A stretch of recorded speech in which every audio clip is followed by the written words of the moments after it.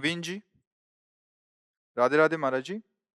गुरुदेव, मैंने किसी संत एवं परिवारजनों के कहने से एक महापुरुष को अपना गुरु मान लिया था, परंतु कभी उन्हें प्राकट्य रूप से दर्शन नहीं हुआ। इसलिए मन में बार बार ये प्रश्न उठता है कि बिना प्राकट्य रूप से दर्शन किए बिना हरि गुरु कैसे मान लूं, फिर भले ही वह कोई महापुरुष ही क्यों ना हो। ठीक बात है आपका। देखो, गुरु का मतलब कोई एक लौकिक संबंध नहीं होता। गुरु का तात्पर्य होता है अपने जीवन को सच्चिदानंद प्रभु में समर्पित कराने वाला, गाइड करने वाला। गाइड ऐसा जो हमारी अंगुली पकड़ के प्रभु के हाथ में दे दे। गुरु उपदेश देता है और सदगुरु हाथ पकड़ के प्रभु के हाथ में पकड़ा देता है। और ये स्वयं का वर्ण करना होता है। हमारी बुद्धि, हमारा मन राजी हो गया कि ये हमारे जीवन को प्रभु के चरणों में समर्पित कर देंगे। भाई, अगर आप हमारे पास बैठे हो तो प्रभु के ही संबंध से तो बैठे हो ना। ये तो झूठी बात है कि कोई अपने को भगवान साबित करे, कोई अपने को अवतार कहे। ये तो सब मतलब गलत बात है। तरंग अनंत उत्पन्न होती है समुद्र में। समुद्र ही है, पर भेद इतना है कि तरंग अगर लाखों मिल जाएं तो भी एक समुद्र की रचना नहीं कर सकती। किसी भी तरंग में ताकत नहीं है, पर समुद्र में ऐसी तरंगे अटखेलियां लेती रहती हैं। भगवान समुद्र हैं और जितने भी महापुरुष हैं उनकी तरंग है। अंतर नहीं है। कैसे? तरंग में है क्या? समुद्र का ही तो है ना। पर अंतर अध है। समुद्र में अनंत तरंगे, लेकिन वो एक समुद्र नहीं पैदा कर सकते।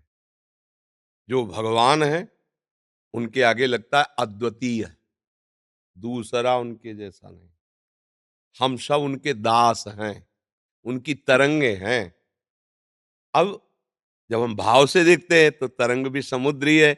इसलिए कहते हैं कि भगवान, संत भगवान, गुरुदेव भगवान, ये भाव है। पर वो हमें बोध तरंग से समुद्र का होता है। समुद्र से ही तरंगे उठी। तो संत और सदगुरुदेव से, जिनसे वो प्रकट हुए हैं, उनका बोध होता है भगवान। अगर भगवान से परिचय ना हो तो संत का परिचय किस काम का? आप बताओ। भगवान से प्रेम ना हो तो गुरु को वरण करने का मतलब क्या रहा? भगवान के नाम से प्रेम नहीं, धाम से प्रेम नहीं, भगवान के वचनों से प्रेम नहीं, तो मतलब ये तो खिलवाड़ हो गया गुरु वरण करना। गुरु कोई संसारिक संबंध है क्या? अच्छा, 100 लोग गुरु बना रहे हैं तो हमने भी बना लिया, ये भी नहीं। ये पर्सनल वरण करना होता है। हृदय हमारा जिनके पास जाने से प्रसन्न हो रहा है और लगा कि जो हमारी खोज थी वो हमें भगवान पूर्ण कर रहे हैं। जब अंदर से, हृदय से भगवान कहने लगे, हाँ, तब गुरु वरण करना चाहिए। सुन सुना के कि 4 मित्र शिष्य बन गए तो हम भी बने, ऐसे नहीं होना चाहिए। ये अपराध फिर लगता है। ये गुरु मार्ग है, भगवत मार्ग है, इसमें बहुत होश से तो ऐसा तभी हम मान सकते हैं कि वो हमारे गुरु हैं, जब उनके द्वारा नाम, मंत्र और मार्ग का दर्शन। अब जैसे मानो आप लोग गृहस्थ ब्रजवासी हो, अब आपको मार्ग क्या है पता है ना आपको? आपको क्या नाम मिला है, मंत्र मिला है, उपदेश। अब ये शरीर रहे ना रहे, जो मिला है ना वही गुरु है। वो आपको ले जाएगा श्री जी तक, हमारी जरूरत नहीं पड़ेगी। हमारा ये पांच भौतिक शरीर नाशवान है, लेकिन जो हमारा स्वरूप है वो मंत्र है, नाम है, वो गुरु है जो तुम्हें मिला है। वो तुम्हें पहुंचा देगा श्री जी तक। और वो ना जपो तो ये रहते हुए भी नहीं पहुंच पाओगे। समझ गए ना? तो गुरु कौन हुआ? श्री जी का नाम गुरु हुआ ना, मंत्र हुआ ना। तो गुरु कभी छूटते हैं क्या? गुरु कभी मरते हैं क्या? और जब आप वहां पहुंचोगे तो गुरु और श्री जी और गुरु जी एक ही बात देखोगे कि अरे हम तो भूल रहे थे, यही गई थी हमें लेने के लिए। लाडली ही तो थी, दूसरा कौन था मेरे को जो समझा कर यहाँ लाया। अब समझ पाए कि लाडली ही गुरु, गुरु ही लाडली। खत्म किया। तो इसलिए हमारी जब तक विवेक पूर्वक भावना ना निश्चित करे तब तक वो तो खिलवाड़ माना ही नहीं जाता, फिर नहीं माना जाता। विवेक पूर्वक निश्चय किया तो कंठी बंधवाओ या ना बंधवाओ, उनकी बात मान लो, तुम्हारा कल्याण हो जाएगा। उनके गुरु का मतलब क्या होता है? उनके वचनों पे चल दो, बात मान लो। त्रिलोकी गुप्ता जी मैनपुरी से। महाराज जी राधे राधे। महाराज जी मैं 3 साल से सत्संग देख रहा हूँ आपका। सतगुरुदेव भगवान, मेरी पत्नी चित्रकूट धाम से सियाराम उनके इष्ट हैं, वो वहां से दीक्षित लेना चाहते हैं। मैं श्री जी का अनन्य उपासक हूँ और आपको गुरु रूप से वर्ण करना चाहता हूँ। महाराज जी क्या हम दोनों अलग अलग जगह से दीक्षा ले सकते हैं? हाँ, बिल्कुल कर सकते हैं। बिल्कुल कर सकते हैं। अपने अपने भाव के अनुसार आराध्य देव का चिंतन भी कर सकते हैं। व्यवहार में पति पत्नी रहिए, परमार्थ में वो अलग उपासना, अपनी अपनी उपासना है। हाँ, सब भगवान के अंश हैं। जिस भाव से चाहे भगवान को भज सकते हैं। इसमें पति पत्नी का संबंध कोई अधिकार नहीं हो सकता कि हमारी तुम पत्नी हो तो तुम्हें श्री जी को भजना पड़ेगा, या तुम हमारे पति हो तो सियाराम को भजना पड़ेगा। नहीं, ये प्रीति का विषय है, हृदय का विषय। अगर पत्नी सियाराम भजती है तो उसको प्रणाम करके मन से कि तुम अपने आराध्य देव के नाम रूप में लगो और हमको भी सहयोग दो, जिससे हम श्री जी के चरणों में लगे। कभी परमार्थ में बैर नहीं होता, कभी नहीं होता। और व्यवहार में पति पत्नी हो, परमार्थ में दो उपासक हो। परमार्थ में उसका आदर करो, उसका भाव से कि तुम सियाराम की उपासना में पूरा सपोर्ट हमारा मिलेगा। आप खूब भक्ति करो। कभी तुम वृंदावन उसे लाओ, कभी तुम चित्रकूट जाओ, उसके साथ जाओ। जो सियाराम है वही राधे श्याम है, जो राधे श्याम वही सियाराम। वो उस भाव से बजते, आप इस भाव से बजो। प्रभु 100-200 थोड़ी है, प्रभु तो वही है। उनके नाम रूप अनंत है, महिमा में है। तो उपासक की भावनाएं भी हैं अलग अलग। तो हमको किसी उपासना का विरोध या दोष दर्शन नहीं करना चाहिए कहीं भी। जो दोष दर्शन करते हैं वो अपने आराध्य देव का ही अपमान करते हैं। वो बिल्कुल भगत नहीं है, वो केवल राग द्वेष में विचरते हैं। अपने आराध्य देव का चिंतन, सब जगह हमारा ही आराध्य देव है, दूसरा कोई नहीं है। गुरुदेव संसार में प्रसाद लीजिए। मैं कल जैसे नाम लिखा के गया हूँ ना, तो मैंने स्वप्न में देखा कि मैं एक पहाड़ी से गिर रहा हूँ, तो आपने किसी अपने शिष्यों को आदेश दिया इसको खींचिए इसको। ये सब छोटी छोटी वृत्तियां हैं। खास वृत्ति है कि तुम इस शरीर के राग से ही हट जाओ, स्वप्न ही ना आवे। यहाँ जागृत स्वप्न सुसुप्ति स्फुरत में राधा पदाब्ज छटा वैकुंठे नरके अथवा मम गतिर नान्यास्तु राधाम बिना। अखियां रूप के रंग रंगी, निरख स्वरूप कुंवरी राधे को न सोई न जगी। अखियां रूप के रंग। तो हमें आगे बढ़ना है। छोड़ो ये छोटी मोटी बातें, छोटे मोटे अनुभव, छोटे मोटे आनंद, ये सब झाड़ू लगाओ, साइड में करो। हमें ऐसे देखना है, इन्हीं नैनन सब सुख देखत अपनो जन्म सुफल कर। बड़ी इच्छा रखो, छोटी इच्छा नहीं। जैसे 1 अरब रुपया चाहे ना, कोई 10 रुपया दे तो मानो बेइज्जती कर रहा है, लगेगा ना? आपको 1 अरब चाहिए और आप 1 अरब की आकांक्षा करो, हम 10 रुपया निकाल के दे तो आपको क्या लगे? मानो थप्पड़ मार रहा है। यदि 1 अरब में 10 रुपया एक हिस्सा होता है, एक अंश तो होता है ना, वो तो क्रम में प्लस होगा ही, लेकिन हमें बुरा लगेगा। ऐसे ही भागवतिक स्वप्न, भागवतिक अनुभव, जब तक श्री जी न मिले तब तक असंतुष्टता होनी चाहिए। गर्व नहीं होना चाहिए हमें स्वप्न में हुआ, हमें कुछ नहीं, इससे क्या होगा, हमें ऐसे चाहिए। यह है हमारी बड़ी मांग। इन्हीं नयनन, देखो काकभूषुंड जी कह रहे हैं लोमा जी से, रामचरण वारिज जब देखो बिनु देखे रघुनाथ पद जी की चरण रज। आप कुछ भी ज्ञान विज्ञान वर्णन करो, मुझे राम जी को दिखा दो बस। इसके बाद हम सब सुनेंगे, मुझे राम जी को दिखा दो बस। ये है बड़ी बात। ज्ञान विज्ञान क्या लग रहा है, बहुत छोटी बात। ये सब धरो अपने पास, हम आपकी बात मानते हैं, लेकिन मुझे राम जी चाहिए, मुझे राम जी दिखा दो। मुझे कैसे राम जी मिले?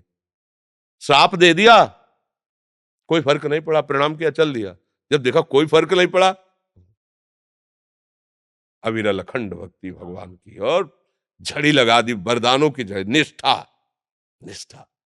तो जैसे अब छोटे मोटे स्वप्नों ये सब बातें हैं ना, तो झाड़ू लगाओ, विवेक की झाड़ू लगा साइड में करो, नियंकार हो जाएगा। छोटी मोटी वृत्तियां आ जाए आनंद की, तो भूमा सुख के अधिकारी नहीं रहोगे। अल्प सुख का भोक्ता भूमा सुख का अधिकार खो देता है। हमें महान चाहिए। कैसे चाहिए? ऐसे देखो और वो हमें दिखाई दे, है नहीं? छुप छुप के कब तक खेलते रहेंगे? अब पर्दे से निकल है पर्दा नसी, पर्दे में प्यार नहीं होता। पर्दा तो सिर्फ बहाना है, मतलब मुझको तड़पाला है। अब ले बेपर्द, सतोगुण रजोगुण तमोगुण का पर्दा हटाओ और त्रैगुण्य विषयों से निवारण करके हमारे हृदय में आप जागृत हो, हमारे नेत्रों में आप जागृत हो। अरे मस्ती का मार्ग है, टेंशन का मार्ग तो संसार है। ये तो अलमस्तों का, फिकर फार फकनी करे ताको नाम फकीर। कोई चिंता नहीं, कोई चाह नहीं। हाँ, जब मस्ती पे आओगे ना, तो स्वप्न उपन क्या होते हैं, सब बेकार की बात है। हमारे लिए न जागृत है, न स्वप्न है, न सुषुप्ति है, केवल श्री जी है। चाहे जो सोवत हो रसना रटे, राधा कृष्ण सुनाम, निरंतर नाम मस्ती में रहो। जी। विनोद कुमार सिंह जी मुजफ्फरनगर से। गुरुदेव, श्री हरिवंश। गुरुदेव, हम पूर्ण समर्पण में अपने को कैसे प्रवृत्त कर भजन करने में सफल हों, हम मार्ग पूर्ण बताएं। समर्पण तो कर ही नहीं सकते हैं। पूर्ण समर्पण तो वो कर लेते हैं प्रभु, हमें समर्पण की तैयारी करनी है। जैसे हम दलदल में फंसे हैं ना, तो हम निकल नहीं सकते, हम निकलने की तैयारी करें, निकालेंगे तो वो आकर के। तो गुरुदेव, आपका जैसे जब तक आपका मन में मेरे है भाव, तब तक तो मैं कहीं भी हूँ तो मैं परेशानी में नहीं पड़ता। लेकिन पता नहीं कैसे आपका भाव जो ही मेरे मन से निकलता है तो मैं अपने आप को कहीं फंसा पाता हूँ। हाँ। फिर अचानक मैं फिर दौड़ के आपके नाम रूप में आता हूँ तो फिर मैं अपने आप को सहज पाऊँ। मैं ये चाह रहा हूँ कि आप मुझे ये बताएं कि मैं कैसे आपको अभ्यास, हमेशा देखो, लिए रहूं। अभ्यास से पहले ये नहीं आता था, अब आने लगा। पहले तो आप हमें नहीं जानते थे, हमारे प्रभु को नहीं जानते थे, अब आने लगा है ना। और अभ्यास बढ़ाओ, तो जाने ना पावे ऐसा अभ्यास कर लो। पहले आ ही नहीं रहा था, ऐसा भी तो जीवन था जिसमें आ ही नहीं रहा था, अब आना शुरू हुआ है। तो अब अभ्यास कर लो कि जा ही ना पावे, बस सिद्ध हो गए। यही तो हमारी साधना है कि हम बार बार अभ्यास करें ऐसा कि संसार में रहते हुए भी संसार हमको न पकड़ पावे और हम प्रभु को न छोड़ पावे। दोनों बातें, संसार हमें न पकड़ पावे और हम प्रभु को छोड़ ना दें, उनका स्मरण न छोड़ दें। यही अभ्यास योग युक्तेन चेतसा नान्यगामिना, हम बार बार ऐसा अभ्यास करें। देखो, 24 घंटे में अगर कुछ मिनट भी आप हमारी बात पर टिके हैं तो बहुत बड़ी चढ़ाई चढ़ रहे हैं। ये छोटा मोटा नहीं अध्यात्म मार्ग में चढ़ना। जो 1 मिनट अध्यात्म में नहीं लगता था, आज मन लगने लगा ना, तो मतलब हमारे कब्जे में आ रहा है ना, तो हमें उदास नहीं होना चाहिए और बलवान बन करके अपने समय को प्रभु के चिंतन में, गुरु की आज्ञा में, नाम जप में लगाना चाहिए। जैसे भूलते हैं हम और एकदम होश आया तो आ गया ना, तो बार बार अगर हम भूलते हैं, बार बार याद करें, तो हमारी भूल कम होती चली जाएगी। जो बीच में भूल का समय है वो कम होता चला जाएगा। और जहां ऐसा बार बार आप करते रहेंगे तो फिर भूल होगी ही नहीं। तो उसी को कहते हैं अखंड भजन, उसी को कहते हैं अव्याव्रत भजनात्, निरंतर भजन में वृत्ति। अब इसके लिए जन्म जन्म से हम विषयों में घूमते रहे, जन्म जन्मांतर हो गए। अब कुछ मिनट अगर हमारा मन लगने लगा तो हम विजय प्राप्त कर रहे हैं। हमें हारना नहीं, हमें अभ्यास और बढ़ाना है और ऐसा हो जाएगा। संत महात्मा उपासक भक्त सब इसी में तो लगते ना। अब ये युद्ध है, माया घसीटेगी अपने चिंतन के लिए और भक्ति का आश्रय लोगे तो भक्ति घसीटेगी प्रभु के लिए। अब कुछ दिन तो युद्ध चलेगा ना, जब तक विजय प्राप्त नहीं करोगे तब तक झगड़ा होता रहेगा। मन जाएगा विषयों की तरफ, भक्ति आपको जलाएगी कि नहीं हटाओ, प्रभु की तरफ लोगो, गलत क्यों कर रहे हो। और माया आपको बुलाएगी कि आओ गलत करो आकर के। तो हमको उसके बुलावे पर ध्यान देना है कि ये हमें गलत की तरफ बुला रहे हैं और भक्ति हरि की तरफ बुला रहे हैं। तो हमें इधर कदम बढ़ाने हैं, उसके बुलावे को नहीं देखना है। और हम लोग क्या करते हैं कि माया के बुलावे को माया ना मान करके अपनी आवश्यकता मान लेते हैं, बस यहीं फंस जाते हैं। समझ पा रहे हो ना। जैसे माया का आक्रमण है, काम क्रोध लोभ मोह मद मत्सर, तो ऐसे बन के थोड़ी आती कि मैं माया आई हूं। आपकी आवश्यकता बन के आती है कि अगर मैं भोग भोग लूं तो आनंद आ जाएगा, अगर ये मुझे मिल जाए तो मैं सुखी हो जाऊं, अगर ऐसा मैं जीत जाऊं तो मैं सुखी हो। ये आ रही माया आक्रमण करने, हम जान नहीं पाते। ये जितनी जेलें भरी हैं इसी के बुलावे से तो भरी है। बुला दिया, हमसे गलती हो गई, बार बार रो रहे जल रहे कि मैं तो ऐसा करना ही नहीं चाहता था, कैसे हो गया। माया ने भुलवा दिया। अब क्या है, उसकी थोड़ी देर की गलती की भारी भारी सजा भोगनी पड़ती। बोले 20 साल की जेल, नहीं गुस्सा संभला, मार दिया, फांसी की सजा। कितने बड़े बड़े कष्ट है। तो बहुत सावधान, नाम जप करते हुए ऐसा अभ्यास करो कि हमारा मन प्रभु के सिवा और कहीं जाए ना। और हमें विश्वास है कि अभ्यास से सब काम बन जाता है। करत करत अभ्यास के जड़मत होत सुजान, रस्सी आवत जात ही सिल पर होत निशान। तो मेरे मन में नाम क्यों अंकित नहीं हो जाएगा? जब पत्थर में रस्सी का चिन्ह बन जाता है आते जाते बार बार, तो मेरे मन में प्रभु का नाम क्यों नहीं बस जाएगा? हम अभ्यास करें, बराबर अभ्यास करें। हाँ, साथ में गंदा भोजन, गंदे संग, इसका त्याग करें। अगर ये गंदा होता रहा तो फिर बात नहीं बनेगी, क्योंकि मन मलिन होता रहेगा। नाम जितना पवित्र करेगा उतना आप गंदे काम करके अपवित्र करते रहोगे तो बात नहीं होगी। खान पान शुद्ध होना चाहिए, संग शुद्ध होना चाहिए, और भजन करो, धीरे धीरे मन लग जाएगा। प्रिय वल्लभ शरण जी, जय जय राधा वल्लभ श्री श्री हरिवंश महाराज जी, आपके चरणों में कोटि कोटि प्रणाम।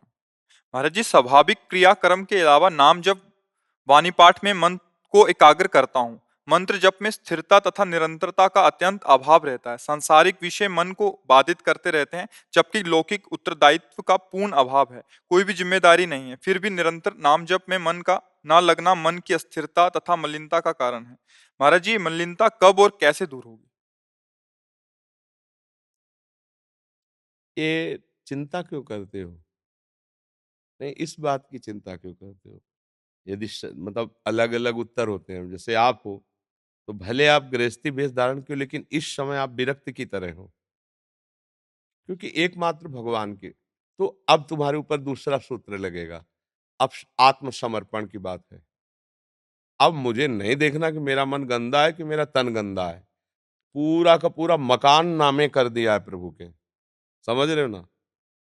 अब जैसे हमको किसी ने दे दिया, अब इसमें हम कपड़ा टांगे या इसमें हम कालिक पोत दे, उस जिसने दिया उससे तो कोई मतलब नहीं है ना। ऐसे मैंने जीवन प्रभु को दे दिया, अभी ठीक हो जाएगा, अभी अभी आनंद में मगन हो जाओगे। ये कब तक मानते रहोगे? ये तन मेरा, ये मन मेरा, ये बुद्धि, कब तक ढोगे इसका बोझा? अब तो बुढ़ापा आ गया, अब तो दे दो कि मेरे बनाए ना बनेगी। ये बुढ़ापे में हो जाता ना कि भैया तुम सयाने हो गए, जीवन भर हल जोता, अब हमसे काम नहीं होगा, ये लो संपत्ति सब धरिए। ऐसे तुम्हें प्रभु से कह देना कि तुम तो बहुत सयाने हो, अब मैं बूढ़ा हो चुका हूं, मेरे से कुछ नहीं, ये लो जीवन पूरा, अब जितनी श्वासें हैं आपकी हैं, और राधा राधा राधा इसमें मन लगे ना लगे ये जपना चाहिए। बस आप निश्चिंत रहो, ज्यादा प्रयास की जरूरत नहीं। वो विषय चिंतन, इनके अंदर विषय चिंतन आता है, आपको क्या परेशानी? कुछ नहीं। क्यों? वो हम नहीं कर रहे ना, हमारा नहीं है ना। बस तो अब ये तुम्हारा कैसे हो गया? तुमने तो प्रभु को दे दिया, अभी निश्चिंत हो जाओगे। ये आखिरी बात हम आपको बता रहे, क्योंकि ज्यादा समय इस अवस्था में नहीं है कि आप साधना और पद्मासन सब कर सको। तो सीधे जो आसनों से मिलेगा वो इससे मिल जाएगा। इसे कहते हैं आत्मसमर्पण। भक्ति की आखिरी स्थिति है, नवम भक्ति का स्वरूप है आत्मसमर्पण।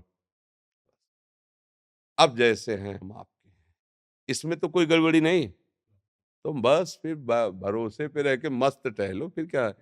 हाँ, आचार्य और गुरु के वचने पर जो टिक गया वो परम पद को प्राप्त हो गया। मेरा मन अब नहीं प्रभु, मैंने आपको दे दिया। बार बार यही अंदर ही लड़ो, मेरा नहीं, ये आपका आपका। और जिस दिन ये बात बैठ जाएगी अंदर, उसी दिन सब ठीक हो जाएगा। ये जो घड़ी चल रही है, ये अंगुली से अगर सेकंड की रोकोगे तो मिनट वाली बढ़ेगी, मिनट वाली रोकोगे तो घंटे वाली बढ़ेगी, सेकंड। एक काम करो, सेल निकाल दो, अंगुली लगाने के तीनों ठप वही ठप, फिर चलाओ भी तो नहीं चलेगी। है सेल है अहंकार, अहंकार भगवान के चरणों में दे दो। प्रभु गोस्वामी जी कह रहे मेरे बनाएगी ना बनेगी कोटि कलप लो, नाथ आप हो गया सब काम। राधा राधा राधा राधा, समझ रहे हो ना?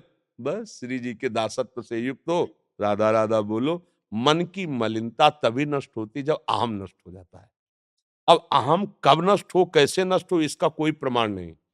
एक आदमी एक किसान से पूछा कि रेलवे स्टेशन कितनी दूर? बोले वो दिखाई दे रहा है, यहाँ दिखाई तो दे रहा है, लगभग 2 किलोमीटर होगा। बोले कितनी देर में पहुंच जाएंगे? चुप रहा। अरे बोले कितनी देर में पहुंच जाएंगे? वो चुप रहा। वो भागा, बोले 20 मिनट में पहुंच जाओगे। बोले पहले क्यों नहीं? बोले तुम्हारी चाल नहीं देखी थी ना।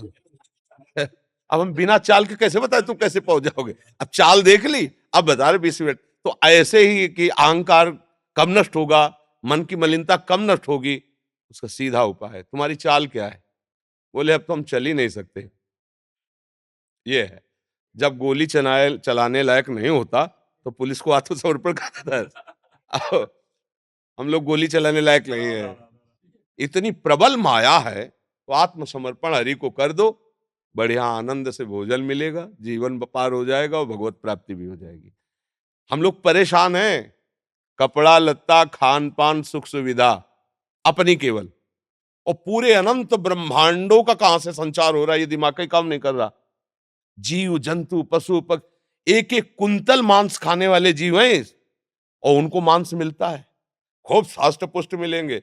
एक एक पक्षी मधुर मधुर रस पाने वाला, उसको रस मिलता है। जो सबको सब कुछ देखो, हमने लोग पाउडर दुनिया करके चिकने होते, पक्षियों को देखो रंग बिरंगे कितने सुंदर, उनको किसने सजाया, उनकी कटिंग किसने की, रंग किसने भरा, मेरा मालिक कितना सुंदर सबकी व्यवस्था कर रहा है। अगर उसका भजन करो तो आप सब आनंदित हो जाओ, और चिंता ना करो, चिंतन करो। भगवान कह रहे हैं ना, योगक्षेमम भाव में, मैं तुम्हारा भार लेता हूं, फिर काहे को चिंता करो। शरणागत होकर चिंता करो तो शरणागति में कलंक है। चिंतन करो, प्रभु का चिंतन करो, अब वो जैसा चाहेंगे वैसा कर देंगे। राधा राधा हमारी श्वास से निकल रहा है, हमें कोई परवाह नहीं। अब हमारा समय सार्थक हो रहा, बात यह है।